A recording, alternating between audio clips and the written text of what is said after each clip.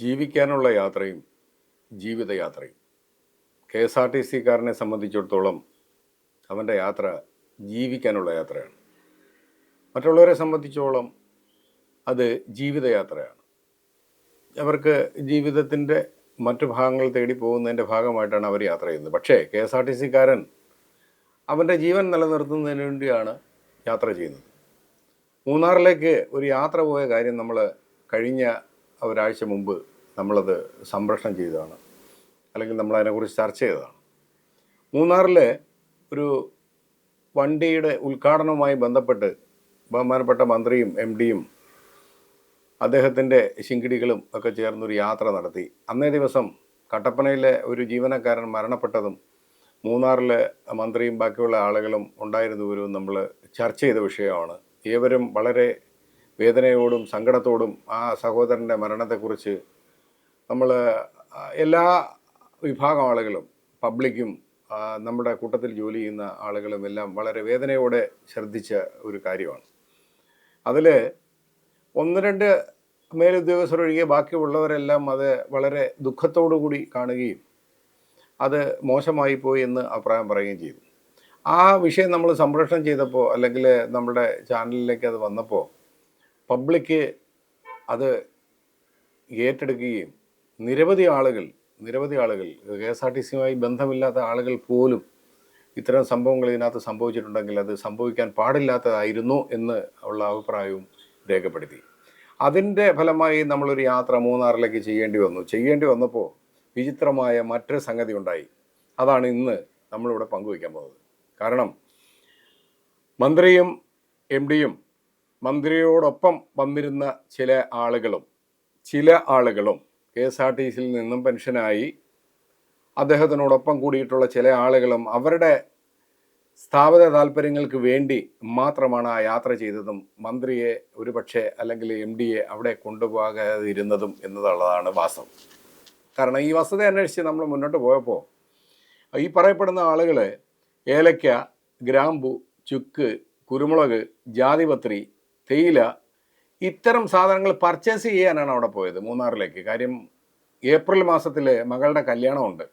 അപ്പോൾ അതിന് മുന്നോടിയായി കുറച്ച് വിൽക്കുകയും ചെയ്യാം, കുറച്ച് നമ്മളുടെ ആവശ്യത്തിന് എടുക്കുകയും ചെയ്യാം, മന്ത്രിയുടെ പേരിലാകുമ്പോഴത്തേക്ക് ഫ്രീ ആയിട്ട് കിട്ടുകയും ചെയ്യും. ഇങ്ങനെ ഈ ലാഭം നോക്കി, കാരണം ഒരു നേരത്തെ അന്നത്തിന് വകയില്ലാത്ത ആളുകളുടെ അവരെയും പിഴിഞ്ഞ് ജീവിക്കുന്ന ചില സമൂഹങ്ങൾ, കാര്യം ഇത്തിൽ കണ്ണികളെന്ന് പറയും, അത് അല്ലെങ്കിൽ അതിനപ്പുറം വേറെ ഏതെങ്കിലും വാക്കുണ്ടെങ്കിൽ അതാണ് ഉപയോഗിക്കേണ്ടത്.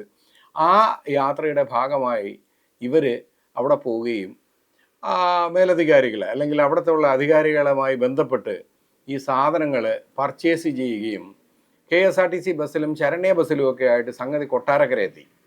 സംഗതി മന്ത്രിയുടെ പേര് പറഞ്ഞാണ് സംഗതി വാങ്ങിയത്. പക്ഷേ മന്ത്രി ഈ കാര്യം അറിഞ്ഞിട്ടില്ല, മന്ത്രിയുടെ വീട്ടിൽ സാധനം ചെന്നിട്ടുമില്ല. ഈ സാധനം നേരെ കൊല്ലത്തേക്ക് പോയി. മനോഹരമായ പർച്ചേസിങ്ങും കാര്യങ്ങളൊക്കെ നടക്കുമ്പോൾ, അല്ലെങ്കിൽ എൻ്റെ മകളുടെ കല്യാണത്തിന് വേണ്ടി ഞാൻ സ്വരുക്കൂട്ടുമ്പോൾ, നിങ്ങൾ മരിച്ചു പോയാൽ എന്താ, നിങ്ങളുടെ ശവത്തിൻ്റെ മുകളിൽ കയറി നിന്നായാലും എൻ്റെ മകളുടെ കല്യാണം, അല്ലെങ്കിൽ എൻ്റെ കുടുംബം, എൻ്റെ ജീവിതം, എൻ്റെ ഭാര്യ, എൻ്റെ മക്കൾ എന്നുള്ള ചിന്താഗതി ഞാൻ എന്ന സ്വാർത്ഥനിലേക്ക് മേലധികാരികൾ അല്ലെങ്കിൽ മന്ത്രിമാരെ പോലുള്ള ആളുകൾക്ക് പറഞ്ഞു കൊടുക്കപ്പെടേണ്ടവർ ചുരുങ്ങി പോകുമ്പോഴാണ് നമ്മൾ ഇത്തരം സങ്കടകരമായ അവസ്ഥയിലേക്ക് പോകുന്നത്. അപ്പോൾ നമ്മൾ ആദ്യം ഈ കാര്യത്തെക്കുറിച്ച് പ്രതികരിച്ചപ്പോൾ മന്ത്രിയുടെ ഓഫീസിൽ അല്ലെങ്കിൽ ആ രാഷ്ട്രീയ പാർട്ടിയുമായി ബന്ധപ്പെട്ടുള്ള ആളുകൾ നമ്മളോട് ബന്ധപ്പെടുകയും മന്ത്രി ഈ കാര്യം അറിഞ്ഞിട്ടില്ല എന്ന് നമ്മളെ നേരിട്ട് ബോധ്യപ്പെടുത്തുകയും ചെയ്തിട്ടുള്ളതാണ്. ശരി, അങ്ങനെയാണെങ്കിൽ എന്താണ് സംഭവിച്ചതെന്ന് അറിയാൻ വേണ്ടിയാണ് നമ്മൾ മൂന്നാറിലേക്ക് ഒരു യാത്ര പോവുകയും അതിൻ്റെ ഫലമായാണ് നമുക്ക് ഇത്തരം കാര്യങ്ങൾ മന്ത്രി അറിഞ്ഞില്ല എന്നുള്ളത് വാസ്തവം തന്നെയാണ്. പക്ഷേ ശ്രീമാൻ ഗണേഷ് കുമാർ ഒരു കാര്യം അറിയണം, താങ്കളുടെ കൂടെ വരുന്നവർ താങ്കളുടെ പേരിൽ എന്തെല്ലാം അഴിമതിയാണ് ചെയ്യുന്ന വിവരമെങ്കിലും താങ്കൾ ദയവായി അറിയാൻ ശ്രമിക്കണം. കാരണം ഇത് താങ്കളുടെ ഒരു സുഹൃത്ത് താങ്കൾക്ക് 2 ദിവസം മുമ്പ് എഴുതിയ ഒരു തുറന്ന കത്ത് എന്ന് പറഞ്ഞ ഒരു കത്ത് എല്ലാ ഗ്രൂപ്പുകളിലും കാണാനിടയായി. അതിനകത്ത് മലഞ്ചരക്ക് വ്യാപാരം എന്ന് പ്രത്യേകം പറഞ്ഞു. ആ മലഞ്ചരക്ക് വ്യാപാരത്തെക്കുറിച്ച് തന്നെയാണ് ഞങ്ങൾ പറയുന്നത്. അദ്ദേഹത്തിന് പറയാൻ പരിമിതി ഉണ്ടെങ്കിലും ഞങ്ങളെ സംബന്ധിച്ചിടത്തോളം പറയാൻ ഞങ്ങൾക്ക് പരിമിതിയില്ല, ഞങ്ങൾക്ക് ആരെയും ഭയമില്ല. നിങ്ങൾ കൊല്ലുമായിരിക്കാം, പക്ഷേ മരണത്തിൽ ഭയമില്ല. പക്ഷേ ആ മരണത്തിൽ പങ്കെടുക്കാതെ, അല്ലെങ്കിൽ ആ മരണാനന്തര ചടങ്ങിൽ ഒന്ന് പങ്കെടുക്കാതെ നിങ്ങൾ ഏലക്കായും ഗ്രാമ്പൂവും ജാതിക്കായും വാങ്ങാൻ, അല്ലെങ്കിൽ എൻ്റെ മകളുടെ അല്ലെങ്കിൽ എൻ്റെ കുടുംബക്കാരുടെ ജീവിതം മുന്നോട്ട് കൊണ്ടുപോകണം, ബാക്കിയുള്ളവരെല്ലാം മരിച്ചു വീണാലും ആ ശവത്തിൻ്റെ മേളിൽ കയറി നിന്ന് ചവിട്ടി നിങ്ങൾ മുന്നോട്ട് പോകുമ്പോൾ ഒന്ന് ഓർക്കണം, ഇവിടെ മരണപ്പെടുന്ന ഡെയിലി 1, 2, 3 ആളുകൾ വെച്ച് മരണപ്പെടുകയാണ്. അവരുടെ ശവത്തിൻ്റെ മേളിൽ കയറി നിന്നതാണല്ലോ സാർ. നിങ്ങളും ഒരു ജീവനക്കാരനായിരുന്നല്ലോ KSRTCയിൽ എന്ന് ഓർക്കുമ്പോൾ നിങ്ങളോടൊപ്പം ജോലി ചെയ്ത ഞങ്ങൾക്ക് നിങ്ങളെക്കുറിച്ച് അവമതിപ്പാണ് സാർ, അപമാനമാണ് സാർ, കഷ്ടമാണ് സാർ.